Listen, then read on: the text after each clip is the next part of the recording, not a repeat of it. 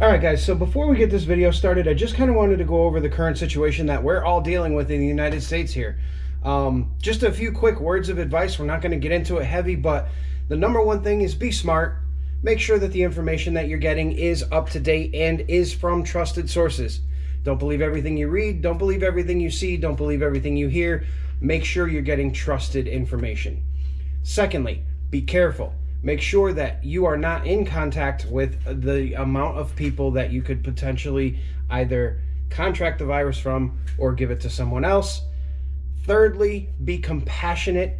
There are a lot of people out there who are very, very scared, and those people need comforting. They need to be steered in the right direction to get the proper information that they need to know of so that they're not as scared. Be compassionate to people who are still working, to people who are in the stores that you're shopping at. Be nice to those people because they are putting themselves technically at risk to make sure that you have the food you need and the gas you need and everything else to be able to do what you do. So be compassionate, be kind, and overall, relax, everybody. Panic does nothing. Panic just causes things to be 100 times worse. So be kind, be compassionate, don't panic, and be smart. Make sure your data is correct. And with that being said, let's get on to the video.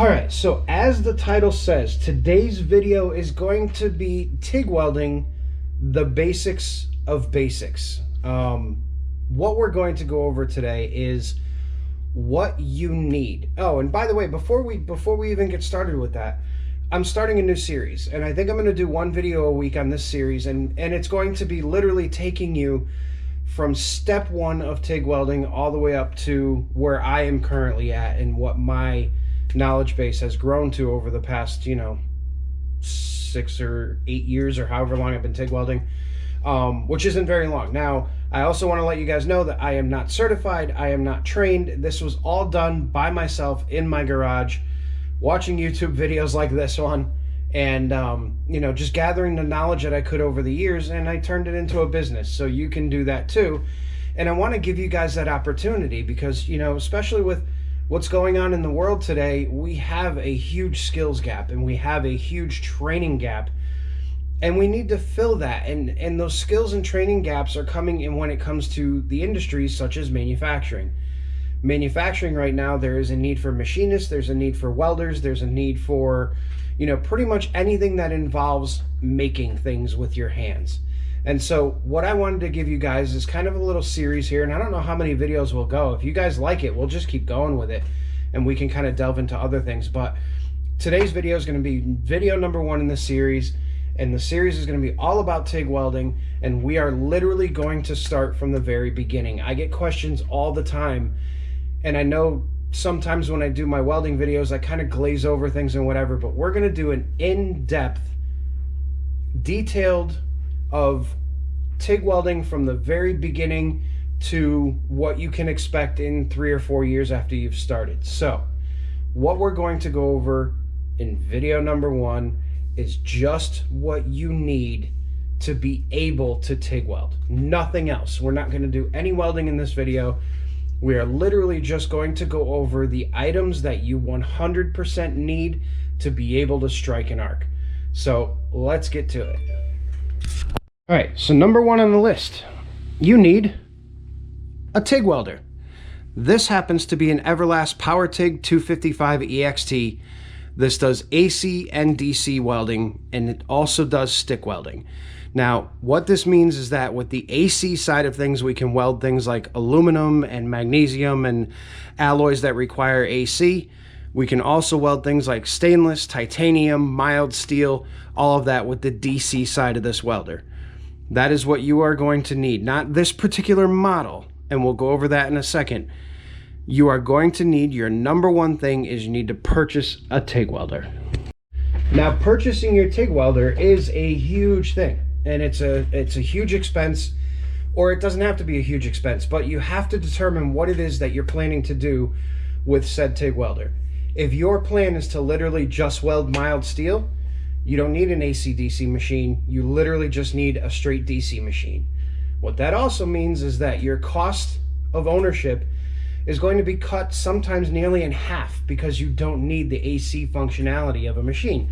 So if you're doing stainless, if you're doing titanium, if you're doing mild steel, copper, brass, bronze, whatever, you name it, you do not need an AC TIG welder. The only time you need AC is when you start getting into doing aluminum alloys and you start doing magnesium alloys and things of that nature, things that have a very, very tough oxide layer on the outside that you need to blast through with the AC current. So determine what it is that you're trying to weld, and that will determine what you need to set aside for a budget. And we're not going to get into that either because there are so many welders out on the market now, but that'll allow you to set aside what you need for a budget to purchase your TIG welder. All right, so now that we got the TIG welder out of the way as your number one process, or number one purchase rather, here's what we're going to need for number two. Number two, you are going to need a bottle of Argon. A bottle of compressed Argon, 100% Argon, is going to cover you for everything that you need to weld, whether it's AC or DC or whatever it may be. With TIG welding, 100% Argon is what you're going to be going with.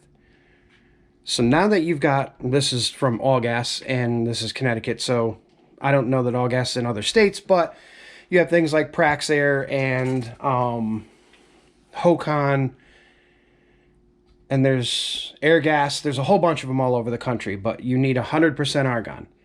All right. Number three, you need an Argon flow meter. Now, most welders, when you purchase them, will come with a regulator such as this one here. Now, these are the cheapies, and they don't give you too accurate of a representation of what your actual gas flow is, but if you're just starting out, they're more than good enough. I have gone with an actual flow meter from Purox, which gives me a very, very accurate reading with a little ball here on what my flow rate is. It's way more accurate than this one is, but I still use this one for back purging and use this one for the main gas supply. So you're going to need a regulator. That's number three. And like I said, most of the regulators actually come with the welding machine when you purchase them. Number four, welding helmet. You're going to need a welding helmet. If you try to do any of this without this welding helmet or without a welding helmet, you are going to need to become really good friends with Ray Charles, because you are going to have bigger problems than you want. So a good welding helmet, not a cheap welding helmet, a good welding helmet. These are going to set you back a little bit of money if you buy a good one, but if you plan on welding all the time, plan on getting yourself a really good welding helmet. Doesn't have to be auto darkening like this one, doesn't have to be super fancy like this one. It just needs to do the job and do the job well. And once you pick up your welding helmet, then we move on to number five. Number five is your consumables. Now, your consumables come in the form of tungsten electrodes. These here happen to be CK Worldwide, which is pretty much all I ever use. These are 1/16, 2% lanthanated. And then we also have 3/32, 2% lanthanated, and truth be told, I rarely ever use anything other than 3/32. It's been my go-to for everything that I weld. I haven't really seen the need to go any smaller than that, so we just stick with the 3/32. But you are going to need tungsten. And in some of the next videos, we'll go into types of tungsten and everything else. But for right now, we're just going over the basics of the basics and what you need. Also, in consumables, you are going to need filler rod. That is super important. And I almost forgot to tell you guys that. But you have your 308L stainless if you're welding stainless steel. You have 4043 aluminum if you're welding, 6061 or any of the various alloys of aluminum. You're going to need mild steel or titanium, depending on what it is you're welding again. Now, the size of the filler rod is going to be determined upon what it is you decide to weld. However, filler rod can be had from pretty much any welding supply store online, Amazon, eBay, your local welding store. You can get it pretty much everywhere, but this is one of your consumables. You will need to buy this and buy this often, depending on how much welding you do. All right, number 6, a torch package. So now most of the welders that come out come with a number 17 air-cooled torch. This is actually a number 20 water-cooled or a number 9 air-cooled. They're the same size. And because this welder came with a water cooler, it came with a smaller torch, but you'll most likely get a number 17 torch with the welder that you purchase. So you're going to have your torch, and you're going to have a small kit that's going to come with various cups, various sizes. It'll come with your collet body, it'll come with your collets, it'll come with your back caps, and it'll come with everything that you need to put together your torch. And that will get you started with any type of welding that you want to do. Now, you guys see me all the time. I use the bigger Furic cups, and I do use the smaller ceramics on like aluminum and stuff like that. But most of the welders you buy these days will have some form of kit that will get you started. And truth be told, you guys don't need the fancy cups. And I would recommend against it. When you first start welding, use what comes with the machine, get used to welding with those, and then everything you use after that is just going to make your life easier. It's not going to make you a better welder, but it will make your life easier. So number 6 is your torch package. Number, can't see it, 7. Ah, there we go. Number 7. Personal protective equipment. Now, we already went over the welding mask, which is a good and first step in your personal protective equipment. You also want to protect everything else. You want to protect your hands, so you're going to need a good set of gloves. Now, you also want to protect your arms, especially those of you like me who have tattoos and things of that nature. You will be utilizing a very, very hot and very bright arc, which has tons of ultraviolet radiation. So those of you who are already welders know that when you strike an arc and your arms are exposed and you have that arc right here, most of us get sunburned right in here. And you actually can't see it in camera, but I have some permanent lines here from where I was being stupid. So it is a good idea to wear something like a sweatshirt when you're welding, or if it is hot outside and you don't want to wear a sweatshirt, they do make welding sleeves that start at about your shoulder and come down, and they're removable and you can cover yourself up. Personal protective equipment is very, very important. And if you're welding alloys that actually create a hazardous gas, a fume extraction system would be wise, but you don't need that right off the rip if you're just starting out and first learning how to weld. So number 7, personal protective equipment. Make sure you have it and make sure you're good to go. Number 8, something to sharpen your tungsten with. Now, when you first start welding, you're going to need to sharpen your tungsten, because your tungsten actually comes, let's see if we can open this up here and show you. But your tungsten actually has a blunt end on both sides. So you're going to need a way to sharpen that. What I use is just a small, literally a $10 bench grinder from, I think this was Harbor Freight or something cheap, and just a regular wheel on it. Now the tungsten is very hard and obviously destroys the wheel pretty good, so I am putting a diamond wheel on here, and this grinder literally just sharpens tungsten and cleans off small aluminum parts. But you're going to need something to sharpen your tungsten. You don't have to go crazy with a, you know, $300 tungsten sharpener. You literally just need a grinder. And because we're getting so far into this, we're just going to keep going with number 9 is something to weld on. Now excuse the disaster of a mess here, but a table. This is another Harbor Freight. I think it was like 60 bucks, 60 or 70 bucks. Welding table where you can sit down, have a relatively flat surface that you can clamp things to, and you can practice and practice and practice and practice. All right, and finally, number 10, patience and time. You need lots of that, because when you first start out, it doesn't matter if you have a $10,000 welding package or a $500 welding package, you're going to suck. Plain and simple. I bought a very inexpensive welder to begin with, thought it was the welder. It was me. I sucked. And then once I got halfway decent, I made that welder look amazing. So don't go blowing your cash on the most expensive welder, because you are going to suck when you start. Buy something affordable, but also relatively reliable. With that being said, time, patience, practice. That is going to make everything good. So let's do a quick little recap, and I'm not going to do this in order because I don't remember what I just told you guys and how I numbered them.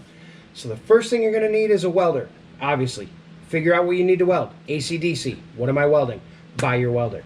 Second thing, bottle of gas. Make sure you get a bottle of gas, 100% argon. Next, you need a regulator. Regulator also comes with the welder. So a lot of times you don't have to worry about that, and if you want better quality, you can buy one future down the road. Then you need a torch package. Your torch package is probably going to come with the welder as well. Along with the foot pedal, all the plugs, all the cables, the ground clamp, everything is going to come with the welder. So you're not going to have to worry about purchasing that stuff separately.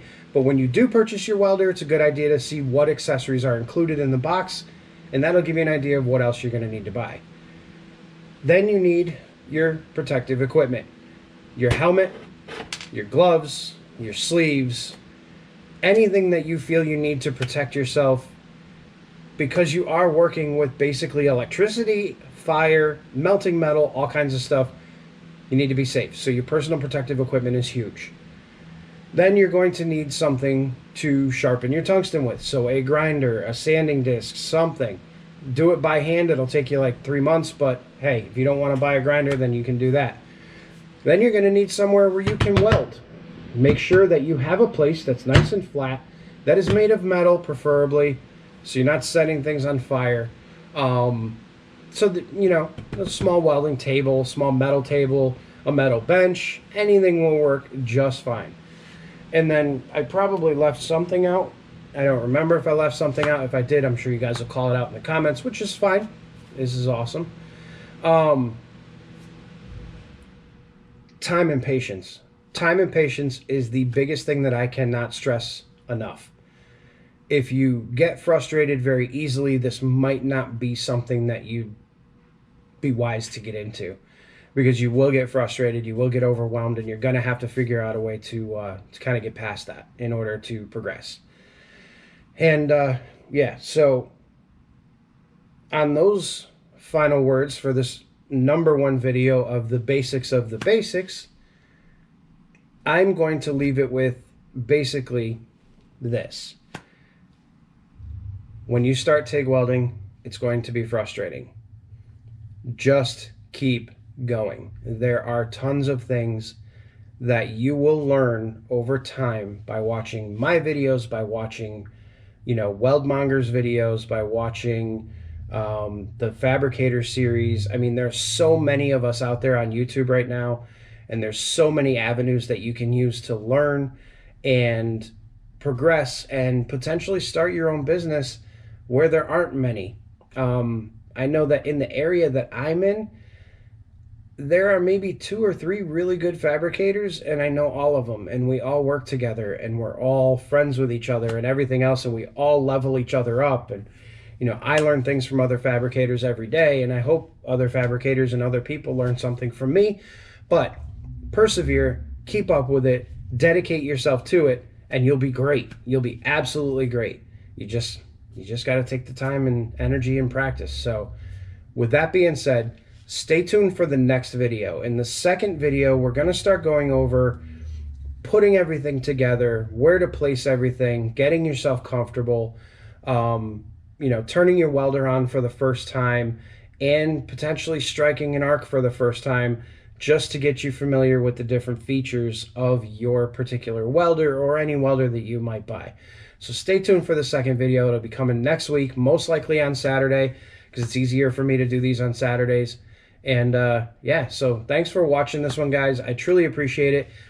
We're almost at that 20,000 subscriber mark, which I think is absolutely incredible. We are at, I think, 19,500 and something the last time I checked. So thank you so much, everybody, for subscribing, and I hope that I can give you guys something back. I will talk to you on the next one. Have a good night, everybody.